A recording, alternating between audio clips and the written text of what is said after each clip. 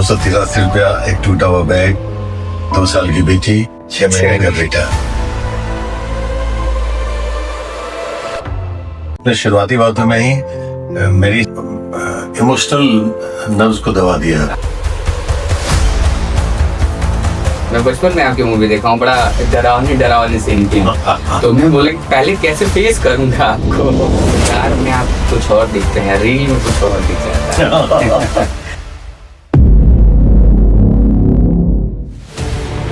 रवि जी, मनोज जी, दिनेश जी, हम लोग सब मिलके सींचने की कोशिश कर रहे थे एक परिवार, मतलब एक इंडस्ट्री बनाने के लिए, और अधिक हद तक हम लोग बनाने में सफल भी हो रहे थे। अचानक एक सैलाब के जैसा लोग भी दुनिया आई। इन लोगों ने क्या किया कि इंडस्ट्री को आते ही बिखेर दिया, और ये लोग अपना अपना घर भर लिए, अपनी जिंदगी चला लिए, इंडस्ट्री को खत्म कर दिया। कुछ पल के लिए स्टारडम पाया सिनेमा में, और जब सिनेमा में स्टारडम पा लिया तो फिर उसको अचानक ऐसा लगा, अरे मैं तो भगवान हो गया, सर ऊपर ही हूँ। अरे बाप रे बाप। जो लोग आग मुदना शुरू किए और फिर वापस एल्बम को लेके आ गए, जो बनी बनाई इंडस्ट्री थी मार दिया, खत्म हो गया। तो करो जो तो ये विनाश जो किए ना भाई साहब, तो धरती नहीं रहेगी तो तुम भी बहुत दिन तक नहीं टिकोगे। सिनेमा रहता तो बहुत दिन तक टिक जाता है, एल्बम गा करके टिकते रहो, घर भर लो, हासिल कुछ नहीं होगा। आप स्टार नहीं है, आप कलाकार भी नहीं है। कलाकार की भी अपनी मर्यादा होती है। हम खलनायक बने तब तुम नायक बने हो, तुम नायक बने तो हम खलनायक नहीं बने। हम अगर पावरफुल नहीं होते तो तुम फिसलते ही रहते। तो भैया कभी ये सुहान में मत जीना कि तुमसे इंडस्ट्री है।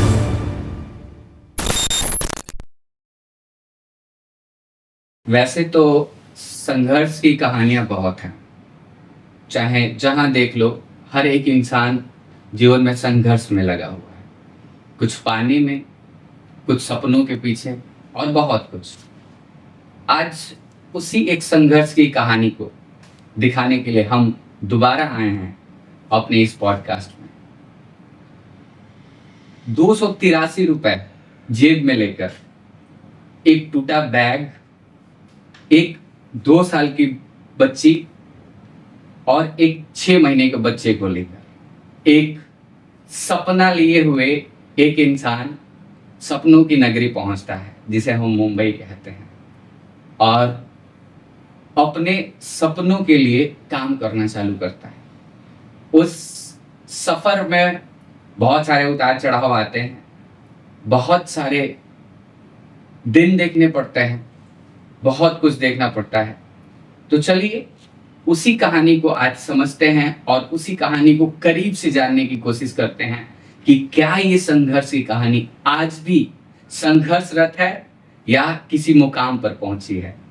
आज मैं बैठा हूं अपने ही स्टूडियो में आदरणीय अवधेश मिश्रा जी के साथ। चलिए आज हम आपको मिलाते हैं अवधेश मिश्रा जी से। नमस्कार सर। जी नमस्कार, बहुत बहुत शुक्रिया। लेकिन आपने शुरुआती बातों में ही मेरी सबसे क्या मतलब इमोशनल नर्व्स को दबा दिया। ये डिटेलिंग पता नहीं आपने कहाँ से लिया है, लेकिन अक्षर से सत्य है। 283 रुपया एक टूटा हुआ बैग, 2 साल की बेटी, 6 महीने का बेटा, एक किराए का घर 2 BHK, उसमें 7 लोग, उसमें एक रूम का किराया हम देते थे। सब अजीब अजीब फक्कर टाइप के लोग थे। चौल जैसे not chawl, that was flat. लेकिन ये चीज जो मेरे ज़हनी अस्तर से भी विलुप्त हो रहा था, वो अचानक से 83 रुपया और चौंक है कि ये आपने बड़ा बेहतर रिसर्च किया वैसा। चलिए सबसे पहले इसके लिए शुक्रिया। तो जैसे कि वही मैं ऐसे ही बैठा था देव भैया के साथ, तो बात चल रही थी कि अवधेश भैया से एक बार मिल लो, अवधेश सर से मिल लो। बात हो गई तो उन्होंने बोला कि एक बार जाओ बैठो। तो मैं बड़ा परेशान था कि बड़ा गंभीर इंसान है, फिल्मों में तो बात ही मत करें, फिल्मों में जो रोल देखने को मिलते हैं उससे तो मैं बचपन में आपकी मूवी देखा हूँ, बड़ा डरावनी सीन की है। तो मैं बोला कि पहले कैसे फेस करूंगा आपको। तो ये चीज थी, बट आपके साथ बैठा, आपने एक बार जब बोलना चालू किया तब लगा कि हाँ ठीक है। नहीं, गंभीर वक्त पे गंभीरता भी आ जाती है, लेकिन मैं बड़ा चंचल हूँ। मेरे अंदर बच्चा सदैव मौजूद होता है, लेकिन कभी कभी मजबूरी में बड़ा बन जाना पड़ता है। लेकिन मेरे अंदर बच्चा आज तक जिंदा है। तो गंभीरता होगी, भले ही अभिनय गंभीर करता हूँ, अभिनय में गंभीरता है, लेकिन रियल लाइफ में बड़ा हंसमुख हूँ और संवेदनशील भी हूँ। और सही बात है, आपके जो भी सोशल मीडिया पेजेस हैं, किरदार में आप कुछ और दिखते हैं, रील में कुछ और दिख जाता है। रील में बड़ा आदमी रोमांटिक confuse- दिखता हाँ, हूँ मैं। बड़ा कंफ्यूज हो जाता है कि है क्या जज करे। ये अभी मेरे अंदर ये रोमांस जागृत हुआ है। बोला ना, बचपना पुनः। मतलब इसको कह सकते हैं कि दौर है ये। हाँ, मनुष्य जैसे ऋतु आते हैं 4, हम्म, तो मनुष्य के जिंदगी के 4 फेज हैं। चारों फेज में एक झटके में बचपना से आदमी जवानी में आ जाता है, उससे प्रौढ़ावस्था में, उससे बुढ़ापा में। तो इस बीच के सूत्र को लोग गायब कर देते हैं, जबकि इस सूत्र को दोहराते रहना चाहिए। तो अगर हम अभी सही प्रौढ़ावस्था में आए हैं, 50 प्लस हैं, अमूमन लोग मुझे समझते हैं कि 40 प्लस हूँ मैं, लेकिन मैं 50 प्लस हूँ। तो यहाँ पे मैं उस बचपने को अपने अंदर ओढ़ चुका हूँ, समाहित कर चुका हूँ। तो हमारी जवानी भी नहीं मरेगी, प्रौढ़ावस्था भी गंभीरता के साथ मौजूद रहेगा, और जब बूढ़े होंगे तो हम इन सब तीनों फेज को लेके आएंगे, तो बुढ़ापा भी मुझे लगता है कि सुखमय बीतेगा। वहाँ बहुत मतलब कुंठा नहीं होगी कि अरे यार मैं ऐसा हूँ वैसा हूँ। ये तो गुजरना है, शारीरिक अवस्था आती है, लेकिन हम लेके चल रहे हैं सारी चीजों को। जीना है, एक जीवन मिला है, उस जीवन में सारी ये नहीं कि हम बचपने के बाद जवानी में आए तो बचपना भूल जाए, लोग भूल जाते हैं। प्रौढ़ावस्था में आते हैं तो पूरी जिम्मेदारियों में इतने लिप्त हो जाते हैं कि कहाँ जवानी थी, कहाँ बचपना छूट गया, कुछ याद नहीं होता। मैं उसको पकड़ के चल रहा हूँ, और ये पकड़ के चलना पता नहीं कब से सीख लिया, लेकिन मुझे लगता है कि ये मेरे साथ ही था शुरू से। कुछ पल के लिए काम धाम में मैं संघर्ष में, लेकिन मुझे अब ये महसूस हो गया कि नहीं, ये है मेरे साथ और ये रहना चाहिए, यही मेरी पूंजी है। तो इसको लेके ही चल रहा हूँ मैं, बुढ़ापा सही आ जाए। सही बात है। और कहा जाए तो जैसे कि अभिनय की दुनिया बड़ा चौकाचौंध की दुनिया है, तो आज तो बहुत सारी चीजें हैं, कैमरे पे हम अलग तरीके से दिखते हैं, रियल लाइफ में भी कुछ और होता है, या हम कोशिश करते हैं कि उन सारी चीजों को रियल लाइफ और रियल लाइफ दोनों को बैलेंस करें। जैसा आपने बोला अभी चंचलता, तो क्या अवधेश मिश्रा जी बचपन में तो ये जो आज ऑरा है आपका, ये जो आपने फिल्म पाया है, उस तरीके से नहीं था। एक शुरुआत में संघर्ष से भी पहले एक दुनिया थी आपकी, तो उसके बारे में थोड़ा सा व्याख्या करेंगे या बताएंगे लोगों को कि बचपन में अवधेश मिश्रा जी कैसे बचपन में बड़ा भावुक था, माँ से बहुत बेहद कमजोरी थी, और आज शायद जिंदगी में पहली बार बोल रहा हूँ कि मैं वो माँ का बेटा हूँ कि सबसे ज़्यादा साल दूध पिया माँ का। लेकिन मेरा छोटा भाई हो जाने के बाद भी मैं ज़बरदस्ती लड़ झगड़ के माँ से दूध पीता था मैं। और वो माँ के प्रति मैं माँ के बिना रह नहीं पाता था, और अभी भी नहीं रह पाता हूँ। अभी मेरी जो अपनी दुनिया है तो भाग दौड़ में थोड़ा बहुत मिस कर जाता हूँ, लेकिन अब टेलीफोन से संपर्क करने में हम बिल्कुल नहीं है।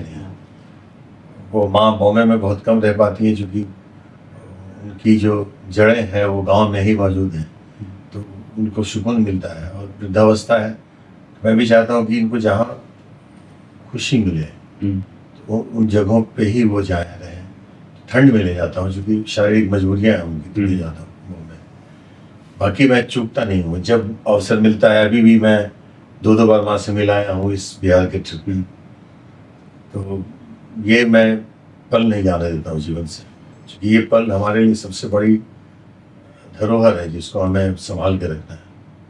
यादें कह सकते तो हैं। मैं बचपन में माँ का एक लाडला बेटा था, आज भी हूँ। भाई का दुलारा था, गांव वालों का प्यारा था, पढ़ने में बहुत तेज था। ये सब उस बचपने के बाद कह रहा हूँ जो मैं मेरे गांव में बिताया, मिडिल स्कूल था। और मिडिल स्कूल के बाद जैसे ही मैं पटना आया, जब सर्कल बदला, हालात बदले, एक अलग ही बदलाव सडनली जिंदगी में आने लग गई। और वही होता है जो उस टाइम पीरियड पे यंगस्टर्स में आते थे जिंदगी में। स्वभाव है उस उम्र में, हाँ, मैं युवा थोड़ा अड़ियल किशोर अवस्था में। अड़ियल रहा हूँ शुरू से। अड़ीबाजी मुझे मतलब बेवजह का हम डाइजेस्ट नहीं कर पाते हैं, तो ये प्रवृत्ति रही है हमारी। और वो प्रवृत्ति धीरे धीरे कब एक स्वभाव में बदल पैशन गई। से प्रोफेशन तक का सफर वो हो गया कि मैं पढ़ाई लिखाई से बहुत दूर होने लग गया और गलत ही चलता चला गया, और जिस वजह से मेरे घर में सभी बहुत दुखी रहते थे। मेरे बाबूजी मुझे बेइंतहा प्रेम करते थे, तो मैंने यूं ही एक गफलत में किसी के साथ नाटक किया और मेरे बाबूजी को बहुत प्रसन्नता मिली मेरे थिएटर करने से। तो मैंने थिएटर करने की शुरुआत सिर्फ इसलिए की, सच्ची बात यही है कि मेरे बाबूजी छुप के देखते थे और मुझे बड़ी बड़ी खुशी मिलती थी कि और उतने पल में शांत भी रहता था। मेरे बाबूजी शायद इसलिए भी खुश थे, जो मेरे बड़े भैया बड़ी मदद करते थे, वो पोस्टर वोस्टर बनाना, वो प्रिंटिंग का काम था उनका। तो मैं थिएटर की शुरुआत ही उसको बिल्कुल कंटिन्यू इसलिए किया कि मेरे बाबूजी बड़ा खुश होते थे कि ये इतने पल शांत रहता है, और मैं भी उस पल को ज़्यादा बढ़ाता चला गया कि इस पल में जीना है। जीना है। तो लेकिन है कि हमारे उस पल में भी मेरे जो कर्म है वो पीछा नहीं छोड़ते थे। इसी दौरान मेरी ज़िंदगी में मेरी धर्मपत्नी आ गई, मैं उनको देखा और मुझे पसंद आई और हमारी ज़िंदगी की गाड़ी एक साथ चलने की। मतलब इसका मतलब ये कहना चाहते हैं कि पहली बार पहली नजर में प्यार की बात कर रहे हैं क्या? नहीं, वो मैं नहीं चाहूँगा, वो अति व्यक्तिगत चीज़ें हैं। बस इतना बताऊंगा कि मेरी पत्नी मेरी जिद थी कि मुझे हासिल करना है, और वो जिद आज मेरी ज़िंदगी बनी हुई है, तो अच्छा है। और उसके बाद जो संघर्ष का दौर शुरू हुआ, चूँकि मैं पहले अकेला था, कुछ भी कर जाता था। जब पत्नी आई तो कुछ पल के बाद बच्चे आए ज़िंदगी में। बच्चे आए तो हम, और तब तक मेरे ऊपर मतलब, अब जब आप थोड़ा सा बदलते हैं तो लोग आपको बदलने नहीं देना चाहते हैं, तो वो सब बदलाव बड़ा मुश्किल हाँ, से वो होता है। प्रहार भी हुआ, उसका प्रभाव भी मेरे ऊपर पड़ा। तो फिर मेरी पत्नी ने ही मुझे बॉम्बे पलायन किया। कुछ पल के लिए दिल्ली गया था, मैं थिएटर किया था 2 साल। फिर उसके बाद मैं 94 में चला गया मुंबई, और वहाँ 1 साल, चूँकि होम सिकनेस मुझे बहुत था, मैं आते रहता था गांव में, मतलब पटना आते रहता था। पटना में पूरी फैमिली थी, बेटी हो गई थी। जब डाइजेस्ट नहीं हुआ कि अब नहीं बॉम्बे बिता पाएंगे, एक होता है परिवार के प्रति एक कमजोरी। और मैं बोला, मैं बड़ा इमोशनल बहुत रोता था। मैं ट्रेन में जब जाता था पटना से तो भावुक हो जाता था, बहुत यादों में रोता रहता था। तो बॉम्बे मन नहीं लगता था। फिर मैंने बच्चों को और पत्नी को उधर ही बुला लिया 95 में। मैं विद फैमिली जहाँ 283 रुपये की आपने बात करी कि जब मीरा रोड स्टेशन पे उतरे थे तो उतने ही पैसे थे, और वहाँ से ज़िंदगी चली। संघर्ष तो रहता है, तो संघर्ष के क्षण में मैंने बहुत सारे ऐसे काम किए जो, जिस बात पे मुझे ग्लानि नहीं है, वो हर पिता करता है, हर इंसान करता है। चूँकि मैं बहुत middle class, lower middle class कह लीजिए, आर्थिक स्तर पे उस फैमिली से मेरा उस फैमिली का होता, तो मैं अपना कोई भी बर्डन मैं मेरे पेरेंट्स पे डालना नहीं चाहता था। तो जो करना है स्वयं करना है, स्वयं करना है, तो फिर सोचना क्या, काम है। तो मैंने किया। मैंने ड्राइविंग भी की। मेरी ज़िंदगी में इंक का बड़ा महत्व है, जैसे ड्राइविंग। मैंने सुना है कि आप लिखते भी हैं। हाँ, सुन लीजिए। सबसे पहले स्ट्रगल टाइम मुंबई, काम देता नहीं था कोई। NSD का बड़ा उस समय उज्जवल दौर था। तो NSD वालों को बहुत इंटरटेन करते थे, क्योंकि उस टाइम के टेलीविजन वालों में और फिल्म वालों में यही लगता था कि NSD करके आए, तभी वही एक्टर, बाकी सब डफर है। थिएटर वेटर का बहुत मायने नहीं। और मेरा संघर्ष इसलिए बढ़ गया कि हमें परिवार के साथ उनके जीविकोपार्जन की चिंता थी ज़्यादा।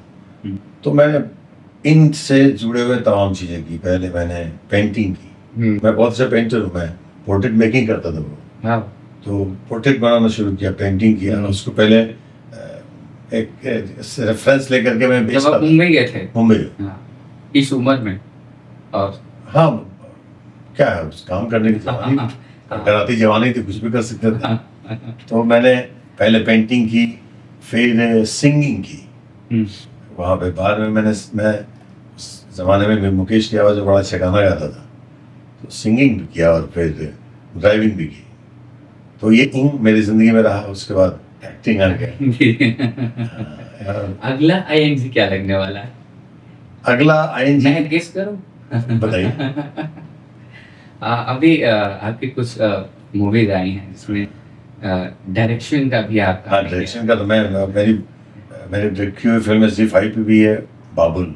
मैं लिखता हूँ बात स्वयं। करेंगे उसके बारे हाँ, में। लिखता स्वयं हूँ, डायरेक्शन देता हूँ और मैं सिनेमा बनाने की कोशिश करता हूँ। मैं ये नहीं कि प्रपोजल बन गया कि मुझे कुछ करना है तो कर लो, वो हीरो वो हीरोइन वहाँ से पैसा ही हुआ, नहीं। बड़ी शिद्दत से, बड़ी मेहनत से मेरे लिए सिनेमा पूजा है और मैं उसको उसी स्तर पे लेता हूँ कि मैं अगर कुछ करूँ तो मैं उसको, जैसे हम भगवान की पूजा करते हैं तो शायद कोई चूक भी हो जाए, विधिवत करने के बावजूद भी चूक होता है। यहाँ मैं अपने तहत चूक नहीं कर सकता हूँ। और एक चीज़ हमेशा रहा है जो कि भोजपुरी इंडस्ट्री है, अभाव से हमेशा ही कुछ जूझना पड़ा है। लेकिन मेरा ये भी मानना है कि अभाव में अगर प्रभाव डालो तो बहुत वो कुछ सही होता है। प्रभाव है, वरना साधन के बाद तो कोई भी साधना कर ले बिना अभाव में कुछ करो। और अभाव से ही एक नई उत्पत्ति होती है। हम्म, अगर आज भोजपुरी इंडस्ट्री को अधीश मिश्रा जी मिले हैं तो वो अभाव में ही मिले हैं। तो अभाव में नहीं कह सकता हूँ, एक इंडस्ट्री की बात भी नहीं करूँगा। मैं सॉरी आपको काटना चाहूँगा कि भोजपुरी फिल्म इंडस्ट्री नहीं बनी है, बन रही थी। उस इंडस्ट्री को रवि जी, मनोज जी, दिनेश जी, हम लोग सब मिलके सींचने की कोशिश कर रहे थे एक परिवार, मतलब एक इंडस्ट्री बनाने के लिए। और अधिक हद तक हम लोग बनाने में सफल भी हो रहे थे। अचानक एक सैलाब के जैसा एल्बम की दुनिया आई, सिंगर्स आए और उन्होंने पैरेलली एक, जिस दिन उसकी फिल्म हीरो रिलीज हो रही है उस दिन ही 10 गाने का एल्बम आने लग गया। तो एक सिंगर को अगर हमारे दर्शकों ने अपनाया है तो वो दर्शक नहीं, श्रोता होते थे जो उनके गानों को सुनते थे और सीटी बजाते थे, ताली बजाते थे। तो उनको वो यूट्यूब पे डेली दिखना शुरू हो गया कि यार एक दिन में 10 इसके एल्बम आते। तो सिनेमा हॉल में कौन जाकर तुमको देखना? हीरो हो, स्टार मतलब वो जो तारा जो दूर से दिखे केवल उसको लोग छू नहीं इमेजिनेशन सकते। करें। हाँ, तो तुम्हें बाबू में है। हर गली नुक्कड़ चौराहे पे देख भी रहे हैं, हर प्रोग्राम में जाके गाना भी गा रहे हो, पढ़ाई भी कर रहे हो, यूट्यूब पे एल्बम बना बना करके पैसे कमा रहे हो। इन लोगों ने क्या किया कि इंडस्ट्री को आते ही बिखेर दिया। अब वो इंडस्ट्री कहाँ चली गई? यूट्यूब पे। हाँ, यूट्यूब पे चली गई इंडस्ट्री और अब वो होड़ लग गई ट्रेंडिंग की। उसका गाना इतना जाएगा, मेरा गाना इतना जाएगा, उसका उतना जाएगा, और ट्रेंडिंग के चक्कर में वल्गैरिटी का हुजूम आ गया। आगमन। तो धीरे धीरे ये इतना गंद मच गया कि अब उसके बाद उम्मीद ही खत्म हो गई। सिनेमा हॉल में लोग कुछ जाना बंद कर दिए, सिनेमा हॉल दूर होता चला गया और ये लोग अपना अपना घर भर लिए, अपनी जिंदगी चला लिए, इंडस्ट्री को खत्म कर दिया। तो जो इंडस्ट्री की बिल्डिंग खड़ी होने वाली थी कि उसको एक नया क्रांति, एक नया दौर क्रांति नहीं, इन लोगों ने एक बहुत ही जहरीला परमाणु बम लाया और पूरी सिनेमा इंडस्ट्री मान दिया। मेरे कहने का मतलब ये है सर कि अगर वो चीज बीच में नहीं दखल अंदाजी करती तो हमारा आज भोजपुरी सिनेमा भी, उसमें भी एक सिनेमा जिस बूम पे जा रहा था। हाँ, वही उसी की बात। मुझे याद है दिनेश जी जब इस इंडस्ट्री में आए थे तो एक सिंगर बन के आए थे। उन्होंने प्रण किया था कि मैं फिल्मों में जब तक अभिनय कर रहा हूँ मैं कोई भी एल्बम नहीं निकालूंगा। उन्होंने नहीं निकाला, अपनी फिल्मों के लिए ही गाए, एल्बम नहीं निकाले। वो कहीं जाकर के स्टेज शोज नहीं करते थे। तभी दिनेश यादव जो सुपर स्टारडम जो देखा है वो किसी दूसरे के नसीब में नहीं आया। अब जबरदस्ती आप फलाना स्टार ढिमकाना स्टार करके पीछे ठोकते रहो, लेकिन घंटे का स्टार नहीं हो स्टार। तुम्हारी लोकप्रियता बहुत हो गई एक सिंगर के नाते। स्टारडम क्या, कुछ नहीं, एक सिंगर हो, अपना घर भर रहे हो। इंडस्ट्री के तमाम घरों में आप चूल्हा जलाना तक बंद कर दिया गया है। कुछ चुनिंदा लोग हैं जो हम लोग सर्वाइव कर पा रहे हैं, वरना बहुत सारे ऐसे कलाकार जो थे अच्छे होनहार कलाकार, उनको घर बैठ जाना पड़ा। सही बात कर रहे हैं सर आप। एक्चुअली मेरे खुद एक मित्र हैं उधारी बाबू, जो बहुत ही अच्छे कलाकार है, बहुत बलिया के हमारे परम मित्र हैं। बहुत ही अच्छा काम करते थे, लेकिन आज वो घर पे रह के काम कर रहे हैं। आज मुंबई के नाम से वो वैसे बोलते अरे नहीं तो लोग उन्हें रिटेन नहीं करेगा। अभी हीरो लोगों ने एल्बम के बावजूद भी फिल्मों में इतना पैसा लेना शुरू किया कि फिल्म बंद होने लग गई। अब फिल्म का अगर 2 रुपया बजट है तो 1.5 रुपया तुम ले लोगे, तो 50 पैसे में तो सिनेमा नहीं बनेगा। सिनेमा बन जाएगा तो बाकी लोगों को कुछ नहीं मिलेगा। तो तुम लोगों ने वो आतंक मचा दिया है। देखिए भाई साहब, पैसा से आप अपना घर भर सकते हैं, बैंक बैलेंस मजबूत कर सकते हैं, लेकिन ये रहने वाला नहीं है। और सही बात है सर। और ये भी कहा जा रहा है कि आप कह रहे हैं कि जैसे आपने बोला कि 2 रुपए में 1.5 रुपए आप अपने पास रह कर रहे हो, 50 पैसे में मूवी बना रहे हो, तो आप क्लास की भी बात कर रहे हैं कि भोजपुरी में हमको क्लास कहाँ से क्लास है? उनके पास आते हैं जो लोग, वो उनके नाम से इन्फ्लुएंस होके आते हैं। अरे फलानमा, उनको लगता है कि ये बहुत बड़ा ये स्टार, अब सिनेमा बना लेते हो और फिल्म चलती नहीं है। आपका यूट्यूब पे है तो आपका यूट्यूब पे फिल्में चल जाती हैं, गानों की वजह से चल जाती है। आपका वजूद है, सबसे बड़ा वजूद ईश्वर ने दिया है, लेकिन आप उस वजूद को इतना निम्न स्तर के व्यावसायिक मोड़ पे ले गए हैं। सिनेमा भी मरा, लोग भी मरे, इंडस्ट्री भी टूट गई, और अंततोगत्ता जो कलाकार है उस जिंदगी सर्वाइव कर लेगा। हमारे लिए तो माध्यम बदल जाएगा। हम फिल्में वैसे ही डिजिटलाइज हो गई हैं, तो हम फिल्मों से टेलीविजन में चले जाएंगे, OTT पे चले जाएंगे, अदर इंडस्ट्री में चले जाएंगे जहाँ फिल्मों की भाषा बोली जाती है। मैंने तमिल भी किया है, तेलुगु भी किया है, उड़िया भी किया है। मेरे लिए सब द्वार खुले हुए हैं। लेकिन आप वैसे कलाकारों को मार रहे हैं जो बेचारे सिर्फ और सिर्फ सिनेमा की उम्मीद से आए थे, और खत्म कर दिया।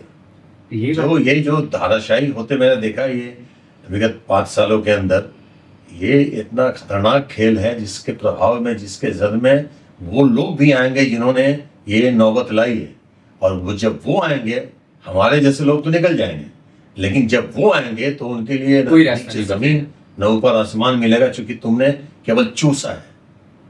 आपने कुछ दिया क्या है? घंटा एल्बम दिया है, एल्बम ने सिनेमा मार दिया है। तो मैं तो सिनेमा का हूँ, मैं तो वोट के साथ बोलूंगा कि एल्बम ने हमारे इंडस्ट्री की हत्या की है।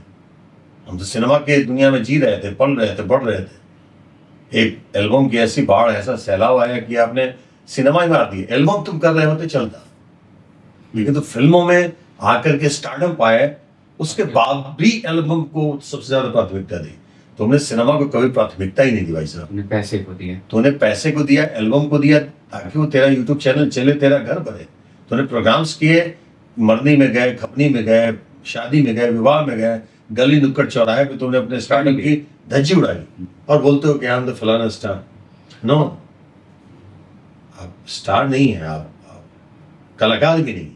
कलाकार की भी अपनी मर्यादा होती है, एक क्लास होता है। हाँ, मैं क्षमा भी नहीं चाहूंगा भाई साहब, आप सब हत्यारे हो जो भी सिनेमा में हीरो बन के एल्बम की दुनिया में ही जीने लग गया। सिनेमा पे कभी अगर आप लोगों ने अपने जीवन का 10% भी योगदान दिया होता। अभी क्या होता है, प्रमोशन। एक टाइम था जो हम लोग फिल्म के प्रमोशन, हम दिनेश यादव, रवि जी वगैरह सब जाते थे, हफ्ता 10 दिन तक प्रमोशन करते थे। फिल्में चलती थी, थिएटर से पैसे आते थे, फिल्म बनती थी, और ट्रेक्ट्री होती थी, बिहार की ट्रेक्ट्री। मुझे याद है कि दिनेश जी की फिल्म में 1.5 करोड़ की ट्रेक्ट्री जाती थी, उत्तर प्रदेश में 1 करोड़ की जाती थी। पहले प्रोड्यूसर का, अगर आपने बड़ी फिल्म बनाई, अच्छी फिल्म बनाई, तो पहले आपके जेब में पैसा आ गया, MG पे जाती थी फिल्म में। अब 2 पैसे देकर रिलीज करो नहीं होती है खुद से। तू तो वही है ना।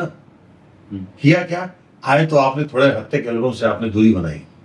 आए थे सिंगर, एल्बम से ही आए थे, लेकिन आप आते ही आपने सिनेमा के ग्लैमर में अपने आप को ढाला। और आप जब ढल गए तो आपको स्टारडम बड़ा मिल गया। जो आपका तंग पॉकेट था, वो तंग पॉकेट अब बढ़ने लगा सिनेमा में एज एन हीरो। तो आपको जहां से आपको नेम, फेम, वजूद, आपको जिंदगी मिली है, जमीन मिली, आपने उस जमीन को ही रौंद दिया और फिर एल्बम को लेकर वापस आकर सिनेमा को मार दिया।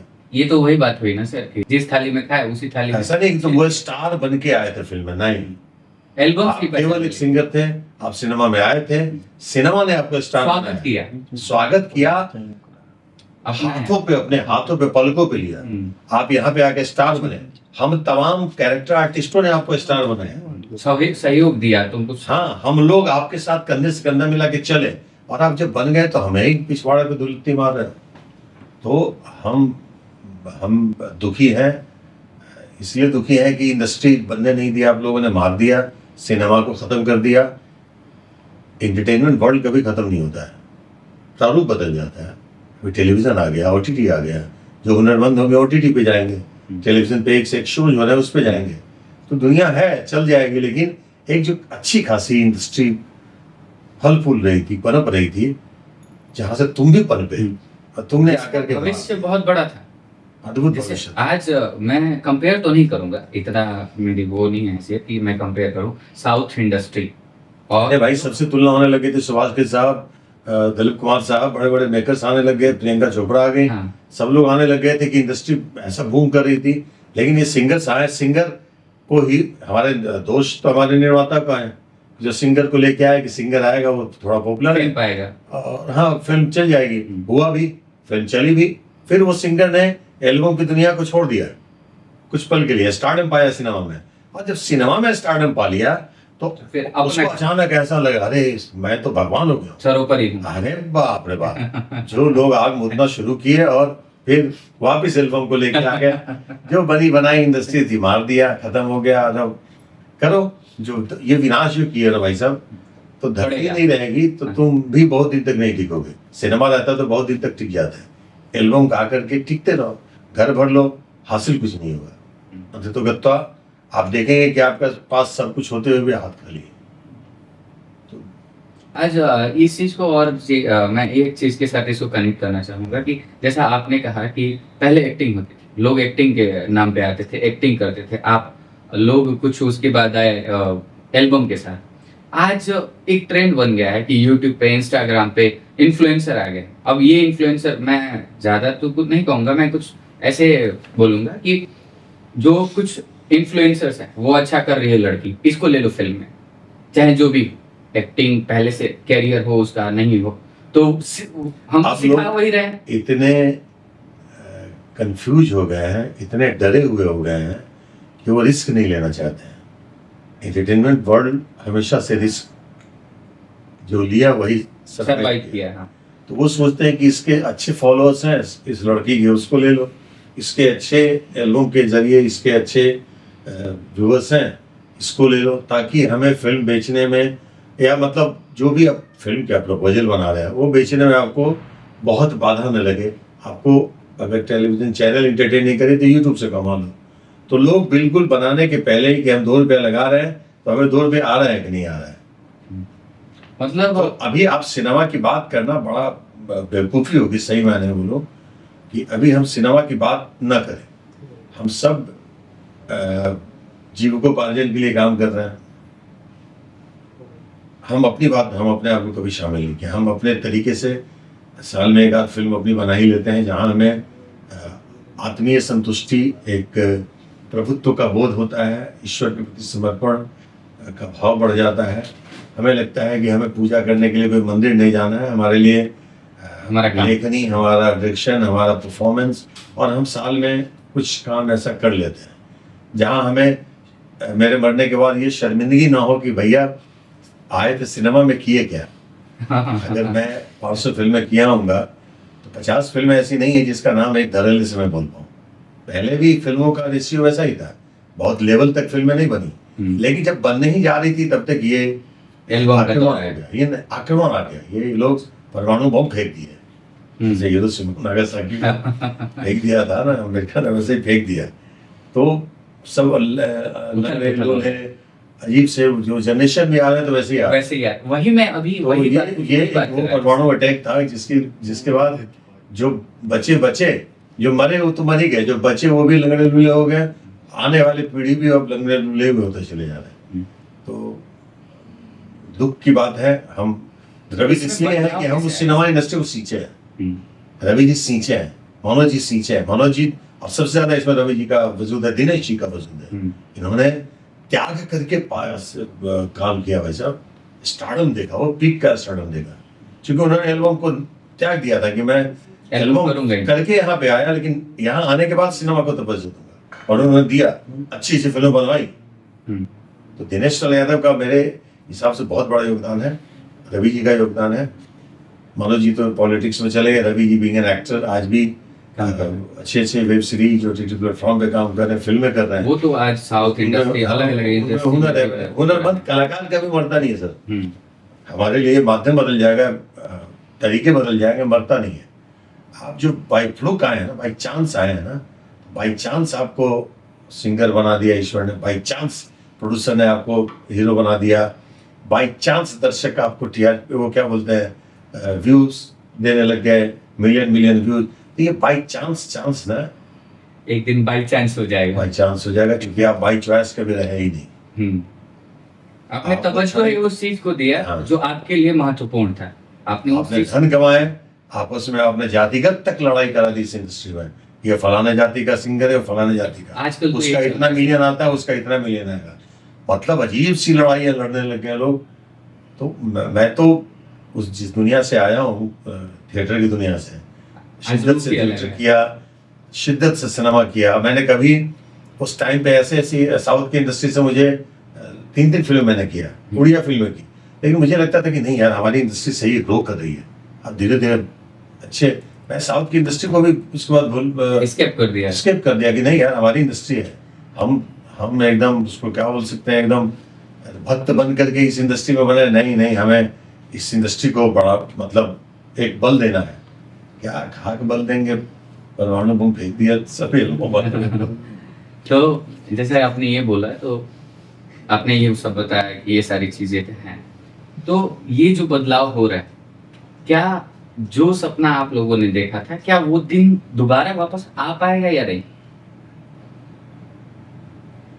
आ पाएगा जब ये लोग जाएंगे, जब ये पहाड़ छटेगी तो आ पाएगा। लेकिन ये चीजें तो उनसे हम रहे ना रहे, होती रही है। इंडस्ट्री आएगी, चूंकि बहुत मेहनत लगी है इंडस्ट्री को उस हद तक ले जाने में। छत ढला नहीं था, ढल नहीं जा रहा था कि वो बम फेंक दिया गया। आएगी, इन लोग को चले ही जाएंगे। कब तक हम कोई भी आपको एक आपकी जगह पे कोई और आ जाएगा, किसी और की जगह पे और आ जाएगा, जैसे मैं नहीं रहूँगा मेरी जगह पे कोई और आ जाएगा, तो ये तो चलता रहता है। हम रहे न रहे, सिनेमा वर्ल्ड रहेगा। सिनेमा न कभी मरा था, न मरा है, न कभी मरेगा। भाषाई स्तर पे भोजपुरी की जगह खड़ी बोली आ जाए, जैसे मैं भी बनाता हूँ तो भोजपुरी में नहीं बनाता हूँ, मैं खड़ी बोली में भोजपुरी या हिंदी जो होता है वो बनाता हूँ, जो वेब सीरीज में सब लोग उस भाषा का इस्तेमाल करते हैं। तो बोली बदल जाएगी, तरीके बदल जाएंगे, शुद्धता आ जाएगी। टेलीविजन भले ही बड़े पर्दे पे 70 mm पे नहीं लगे, वो छोटे से स्क्रीन पे आ जाए चलेगा, लेकिन सिनेमा नहीं चलता रहेगा, सिनेमा नहीं मरेगा। तुम मर जाओगे, हम मर जाएंगे, सिनेमा नहीं मरेगा। मैं इस बात को लेके 110% कॉन्फिडेंट हूँ। और जो हुनरमंद कलाकार हैं, कलाकार में हमारी फिल्म इंडस्ट्री में, भोजपुरी इंडस्ट्री में एक मान्यता है कि कलाकार मतलब हीरो हीरोइन। बातें हमारी इंडस्ट्री ही हमारी बातें कभी नहीं करती है। कैरेक्टर आर्टिस्ट, विलन्स, ये लोग उनके प्रेमाइसेस में नहीं आते हैं। ये लोग जब बात करेंगे तो अपने हीरो, वो फलाना हीरो, उसको सपोर्ट करो, वो हीरोइन को ले आओ जो तेरे से जोड़ी बनी हुई है, उसको सपोर्ट करो। तो ये व्यक्तिगत, हाँ, हमारे यहाँ जो चीज़ें धीरे धीरे दूषित हो गई है ना, बाद में ये प्रदूषण आ गया है यहाँ पे कि सब अपने अपनी लॉबी, अपनी अपनी टीम, अपनी हीरोइन है, जो उनकी गुलामी पसंद इंसान है, जो उनके साथ रहते हैं, उनको लेकर के फिल्मों में रखना। The rest of the duffer है वो, फिर भी उसको रखना, चूंकि वो आपकी चमचे ही करते हैं आपके लिए। कभी कोई फलाना बनाता है, कभी कोई चिलाना बनाता है, तो आपकी खुशी के लिए जो लोग तत्पर रहते हैं उनके साथ आप खुश रहते हैं, चाहे वो कितना भी गधेड़ा, तो आप उनको लेकर के काम करते हैं। चीज़ें ऐसे ऐसे गिना गई हैं कि अब क्या बताऊं मैं, बोलने में इतनी बातें तो कोई करता ही नहीं है, लेकिन मैं कर रहा हूँ, व्यथा है हमें। और जरूरी है सर, क्योंकि एक तरह के हीरो लोगों को ये लगता है, हमारी इंडस्ट्री के तमाम हीरो भैया लोग, आपको लगता है कि आपसे ही सर्वस्व है। नहीं, आप ये मत भूलिए कि आप सब, हम तमाम कैरेक्टर आर्टिस्टों की वजह से ही बने हैं। हम ना होते तो आप ना होते, आपने किसी को नहीं बनाया, आपने चंद हीरोइनें बनाई होंगी, किसी कलाकार को नहीं बनाया। बल्कि हम तमाम कलाकार मिलकर एक से एक हुनरमंद कलाकार हैं, जो परफेक्ट एक्टर जिसको बोल सकते हैं।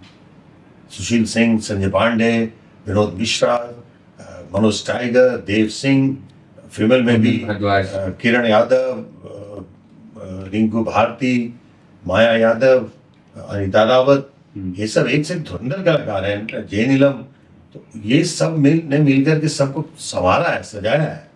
हम खलनायक बने तब तुम नायक बने हो, तुम नायक बने तो हम खलनायक नहीं बने हैं।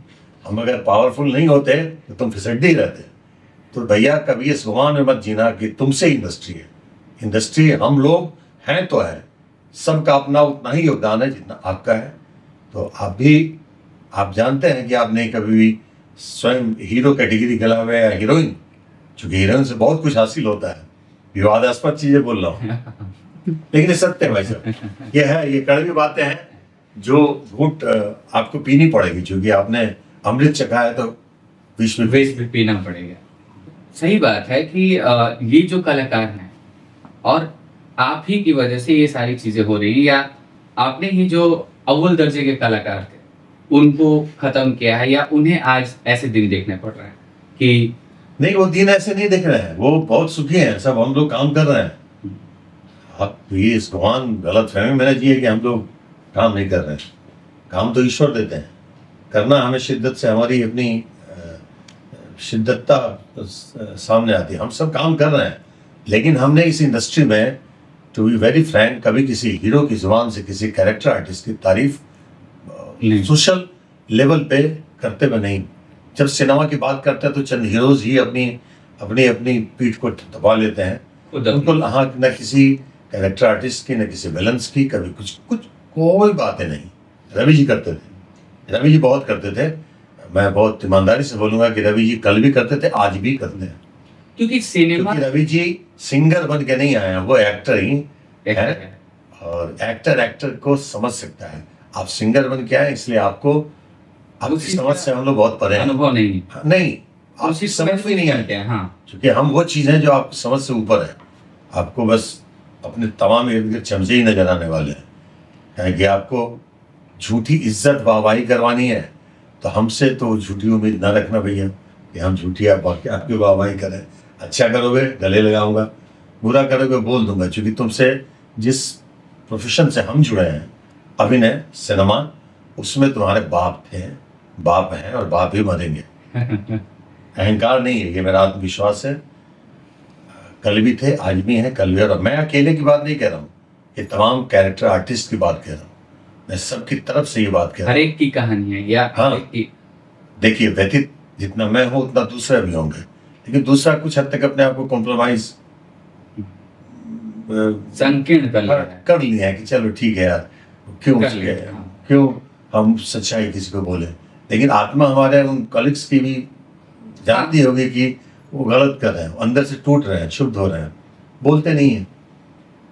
तो हम उन सिंगरों को समझ में नहीं आएंगे, हम एक्टरों को समझ में आएंगे, क्योंकि हमारे लिए अभिनय ही प्रधानता है, हमारे लिए सिनेमा ही विषय है, हमारे लिए सोच में भी सिनेमा है, सिनेमा के बाहर हमारी सोच नहीं है। ये जो बात है फिल्म इंडस्ट्री की सर और फिल्मों की, इसके साथ साथ एक और भोजपुरी फिल्मों में या भोजपुरी की दुनिया में देखा गया है कि जितने सारे कलाकार हैं या एक्टर, वो पहले अभिनय में रहते हैं, अभिनय के बाद राजनीति में अपना किस्मत आजमाते हैं। बहुत सारे लोग भी हुए जो अभिनय के बाद राजनीति में हैं। तो क्या आपका भी ऐसा कुछ विचार है, या आपका भी कुछ आने वाले समय में कुछ ऐसी चीजें हैं जो आप करना चाहते हैं? नहीं, देखिए, चाहत हमारी वही होती है जो ईश्वर का आदेश होता है।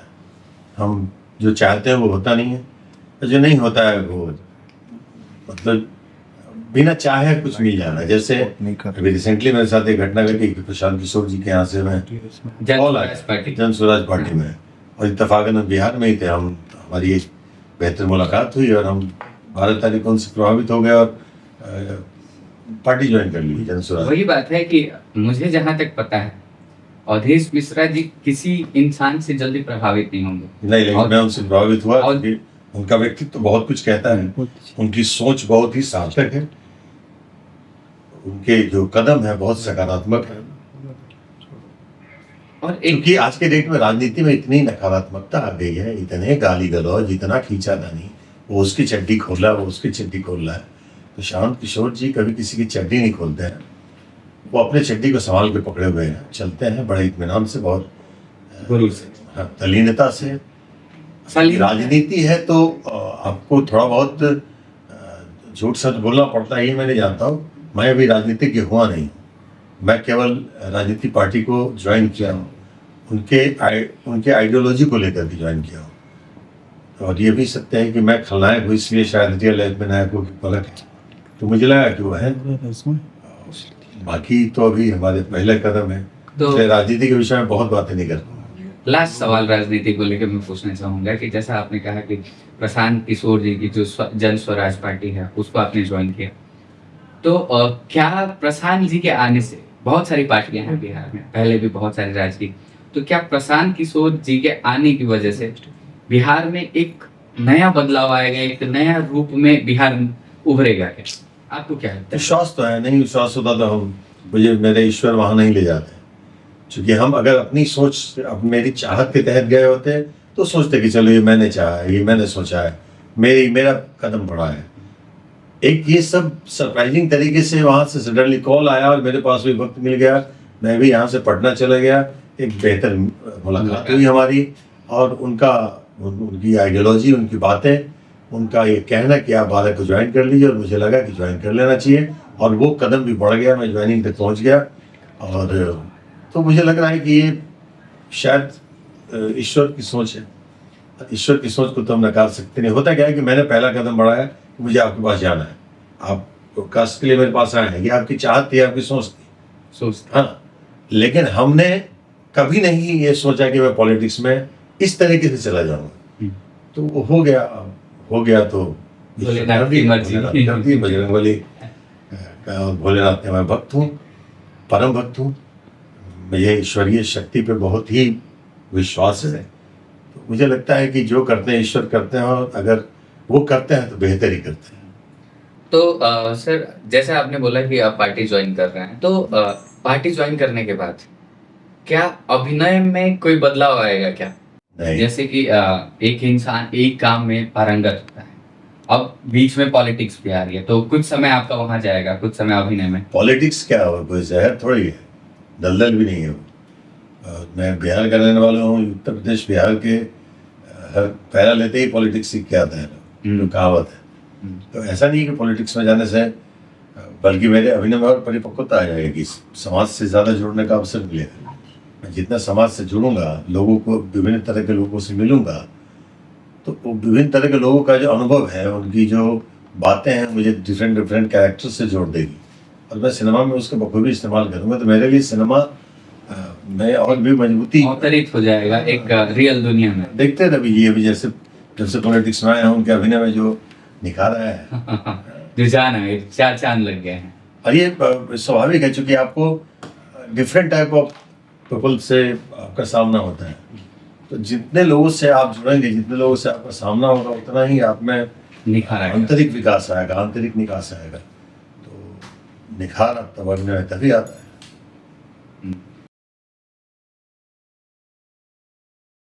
तो ये राजनीति की बात हुई। राजनीति के साथ साथ मैंने सुना है कि आप आध्यात्मिक तौर से भी बहुत ही परिपक्व हैं या विश्वास करते हैं। मैंने आपका एक जगह पॉडकास्ट या ऐसे ही मैंने इंटरव्यू सुना था जिसमें आपने ओशो की बात कही। तो क्या आप ओशो के भी फॉलोअर हैं क्या? फॉलोअर नहीं है, उनसे उनके जैसा विचारक कोई पैदा ही नहीं हुआ है मेरे नजर में। उनको लोग गलत धारणाओं से जोड़ने लग गए हैं, जबकि उनकी फिलॉसफी जो है वो, अगर उसके बिल्कुल डीप में जाएंगे तो आपको लगेगा कि अरे बाप रे, क्या ज्ञान है, कहाँ से लाए हैं। उनकी वाणी में जितना तेज है, जो प्रकाश उनकी वाणी, उनकी आवाज से निकलता है, एक ऑरा है उनकी आवाज में। अरे बाप रे। तो ओशो बहुत बड़े आध्यात्मिक गुरु हैं। शायद हम बाकी लोग जो होते हैं वो रामायण, महाभारत, गीता, कुरान ये सब पढ़ के अपना ज्ञान देते हैं, उनके अंदर ये वेद पुराण के ज्ञान होते हैं। लेकिन आध्यात्म, मुझे लगता है ओढ़ना और आध्यात्मिक होने में बड़ा अंतर है। आवरण और अपना खुद का, हाँ, देखिए बाकी लोग आध्यात्म को ओढ़ते हैं, और ओशो में आंतरिक अध्यात्म है, उनकी पूरी पर्सनालिटी में अध्यात्म है। वो मुझे अच्छे लगते हैं, उनकी बातें अच्छी लगती हैं, उनका बोलना अच्छा लगता है, उनका चलना अच्छा लगता है, उनका पहनावा अच्छा लगता है। तो बोले कि बहुत स्टाइलिस्ट है, पहनावा अच्छा लगता है, आपकी पर्सनालिटी को बेहतर बनाने में आपके कपड़ों का भी बड़ा योगदान बहुत होता है। बड़ा योगदान होता है। तो वो इतने ज्ञानी पुरुष थे कि अपने पहनावे को भी वैसा ही रखते थे, उच्च स्तर पे, वाणी भी उच्च स्तर पे, कार्य भी उच्च स्तर पे, उन्होंने आश्रम बनाया वो भी उच्च स्तर पे। उन्होंने कभी ऐसा कोई घृणित कार्य नहीं किया है कि लोग बोले कि घृणित कार्य कर रहे हैं। तो उनका पूरा स्तर बहुत मजबूत रहा है। भोजपुरी दुनिया के अलावा अगर बात करें, बॉलीवुड में भी आपने काम किया है। बॉलीवुड में अमिताभ बच्चन जी के साथ भी आपने काम नहीं, वो किया। भोजपुरी फिल्म थी, बस हाँ। वो फिल्म थी। भोजपुरी की फिल्म थी जिसमें अमिताभ जी ने आपके साथ काम किया था। नहीं नहीं, मैंने उनके साथ काम किया, वो हाँ, मेरे साथ हाँ, क्या करेंगे वो। हाँ, वो सब तो- लेजेंड है। जैसे वो शो युग में एक ही बार पैदा होते हैं, अमिताभ बच्चन, लता मंगेशकर, ऐसे शख्सियत भी युग में एक ही बार आते हैं। तो मेरा आपसे ये सवाल है कि जैसे कि भोजपुरी इंडस्ट्री में बॉलीवुड के लोग जैसे अमिताभ बच्चन जी, अब बहुत जैसे लोग बहुत ही कम काम किए हैं।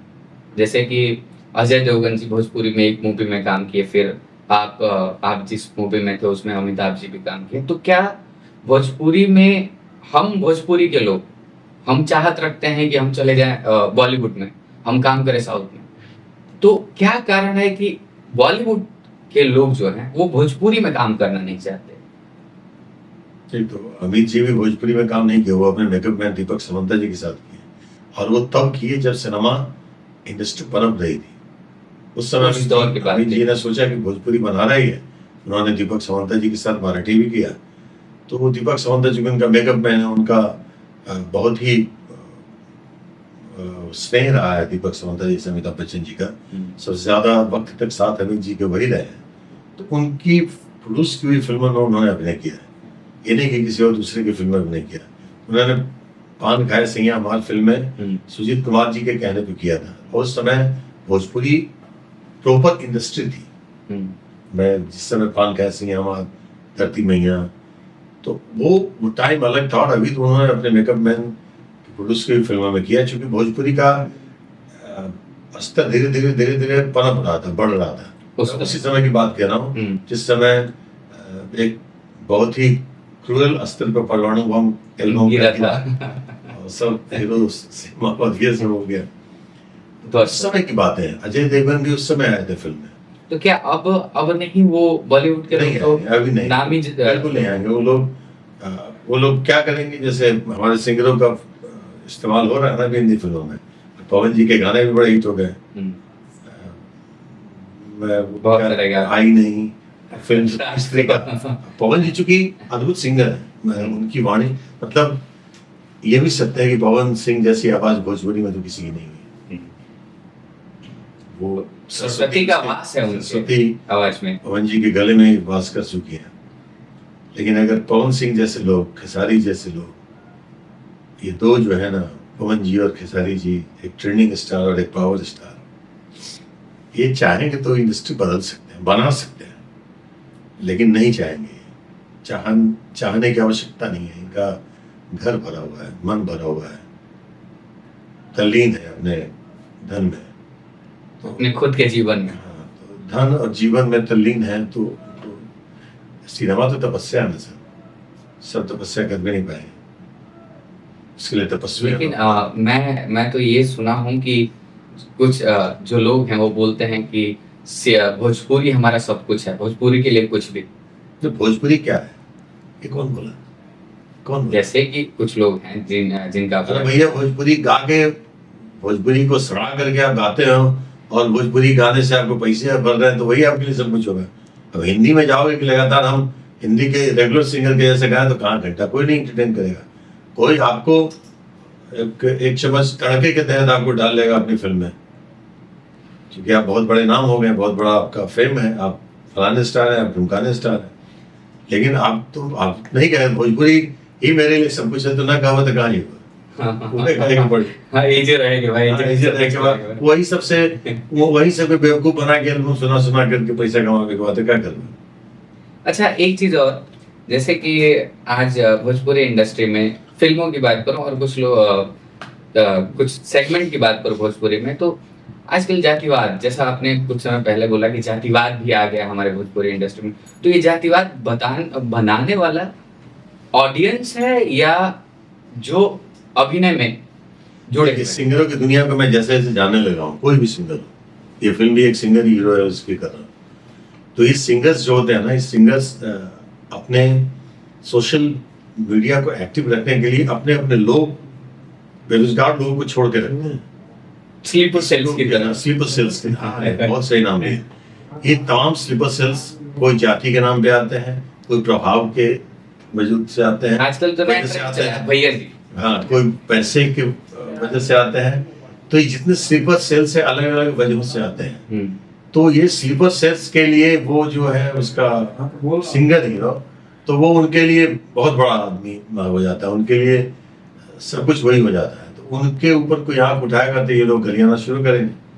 वो उनके जो सोशल मीडिया के फॉलोअर्स हैं, उनके इर्द गिर्द रहने वाले लोग हैं। और आजकल तो ये ट्रेंड बन गया है कि आज हमने आपको कुछ बोला, कल आप हमको बोलेंगे, और यही टीआरपी है हाँ।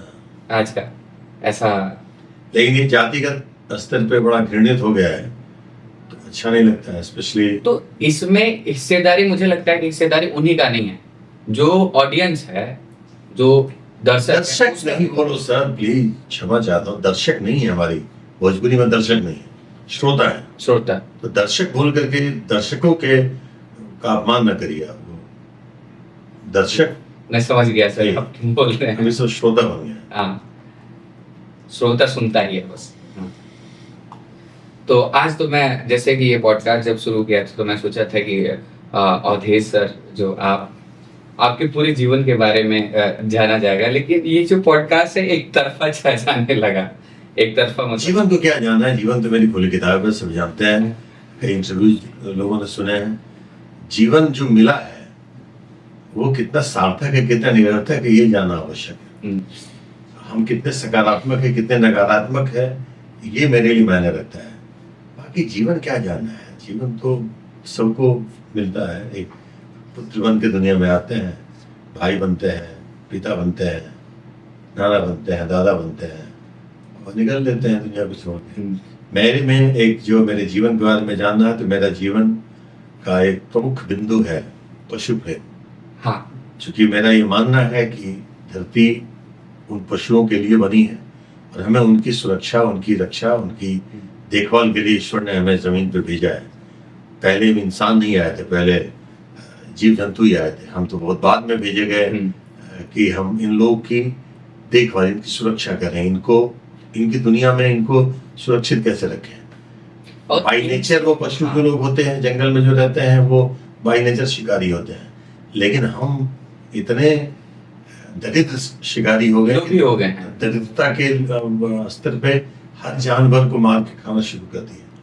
मैं ऐसा नहीं कि मैं ओनली वेजिटेरियन हूँ, मैं नॉन वेज मैं खाता हूँ, लेकिन भोजन की शक्ल में कभी कभी आ जाता तो खा लेता हूँ, अमूमन उसको अवॉइड करता हूँ, नहीं खाता हूँ। मैं किसी को थोपता भी नहीं हूँ कि तुम मत खाओ, आप खाइए, लेकिन उस क्रूरटी को देखिए कि आपके सामने किसी जीव की हत्या की जाती है, कभी बलि के नाम पे। मुझे नहीं लगता कि कोई माँ अपने बच्चे की बलि को बर्दाश्त करेगी। जैसे मेरे लिए ईश्वर मेरी माँ है, वैसे उस जीव जंतुओं को भी उन्होंने ही बनाया, तो वो कैसे डाइजेस्ट करेगा कि मेरे ही बच्चे की हत्या कोई अपने स्वार्थ के लिए कर रहा है। अगर हमने अपना बलि, हमने कुछ मन्नत मांगी और पूरी हो गई, तो हम अपना कोई चीज बलि कर दें। जैसे जो हमारे लिए सबसे प्रिय है, कोई नशा बहुत प्रिय है, बहुत ऐसी चीजें हमारी जिंदगी से जो हम त्याग सकते हैं, बलि वो होता है।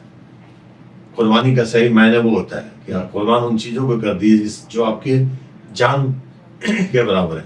तो वो पशु बेचारा एक दिन पहले मिले हो, एक दिन पहले लाए हो, उस बेजुबान को तुम कत्ल कर रहे हो कुर्बानी के नाम पे, बलि के नाम पे। ये विवादास्पद विषय है धर्म के नाम पे, मैं और डिटेल में नहीं जाऊंगा, लेकिन मेरा जो एकल सोच है कि मैं बहुत बड़ा पशु प्रेमी हूँ, एनिमल लवर हूँ। मैं अपनी जिंदगी की कम से कम आधी कमाई या 3/4 कह लीजिए बेजुबानों की सेवा, उनके खाने खिलाने, उनका भोजन, उसमें समर्पित है मेरा। और ये एक मेरा मंत्र है जो मुझे खुशियाँ यहीं से मिलती है, मुझे शांति देता है, शांति यहीं से मिलती है, सुकून इधर से ही मिलता है। और मैं चाहूँगा कि तमाम हमारे जो प्रशंसक है वो पशु को प्रेम करें। आप नहीं दे सकते हो कुछ, उसको तिरस्कृत मत करो। वो भी ईश्वर का ही बनाया हुआ है जैसे हम। और इस पॉडकास्ट के अंतिम पड़ाव में मेरा लास्ट सवाल आपसे ये होगा कि ये जो सफर है, संघर्ष, जिस चीज से शुरुआत की है हम लोग कि जब आप मुंबई आए थे, तो ये संघर्ष जारी है, लेकिन एक कहा जाता है, एक वर्ड है डेस्टिनेशन। वो आपके मायने में डेस्टिनेशन का मतलब क्या है, और आप किसे डेस्टिनेशन समझते हैं? और जहां तक ईश्वर इस सफर को ले जा सके वही मेरा डेस्टिनेशन होगा। देखिए, डेस्टिनेशन हम नहीं तय कर सकते, मुझे नहीं लगता है कि हमें वहां जाना है, पहले ही हमने जगह को देख लिया। नहीं, हम उस डेस्टिनेशन को बिल्कुल तय नहीं कर सकते, वो ईश्वर करते हैं। हम केवल चलते हैं, हम केवल अपनी मेहनत करते हैं, हम अच्छी सोच लेकर के वहां तक पहुंचते हैं। हाँ, चाहत होती है मन में कि हम ये करें वो करें, लेकिन उसको हम डेस्टिनेशन ही बना दें। क्या पता हमारा डेस्टिनेशन उससे कहीं आगे हो, तो वो तो ईश्वर जानेंगे ना, तो हम नहीं जानते। मेरा ये मानना है। बहुत बहुत धन्यवाद सर, आप इस पॉडकास्ट में आए और बहुत सारी चीज़ें हमने बातें की, बहुत चीज़ों के बारे में जाना और एक नया रूप देखा आपके नज़र से फिल्म इंडस्ट्री का। तो ये सच्चा रूप है। हाँ, जो सच्चा रूप है, जो लोग बोलना नहीं चाहते हैं। हाँ, मैं जानता हूँ ये सुन के कई लोग मुझे ट्रोल करेंगे, लेकिन ये सत्य है भाई। सच्चाई से दूर मत हो। और सबकी हिम्मत नहीं है। ये जो सामने आ जाया है, जो हमने आज बात किया है, वो सबके बस की बात भी नहीं है और कोई करना भी नहीं चाहता, क्योंकि सब कहेगा कि मेरी रोजी रोटी बंद है। अरे रोजी रोटी वो देते हैं, हमारी इतनी औकात है कि हम किसी के लिए कुछ करें, हम स्वयं के लिए कर नहीं पाते हैं। और रोजी रोटी देने वाले ईश्वर बैठे हुए हैं। आप डिस्टर्ब कर सकते हो कुछ हद तक अपने पावर, अपने ओहदे पे, लेकिन तुम्हें पता नहीं है कि जब हमारे जैसे लोग डिस्टर्ब करने पे आ जाएंगे तो कितना वही वाला जो किरदार फिल्मों में दिखाया वही दिखेगा। ज्वाला मंडी की ज्वाला भाई। अरे बड़ा, बहुत अच्छी फिल्म थी। धन्यवाद सर। थैंक यू, बहुत अच्छा लगा। और लोगों को मेरी बात बुरी लगे तो लगे, भैया सत्य तो यही है जो आप भी जानते हैं, हम भी जानते हैं। धन्यवाद।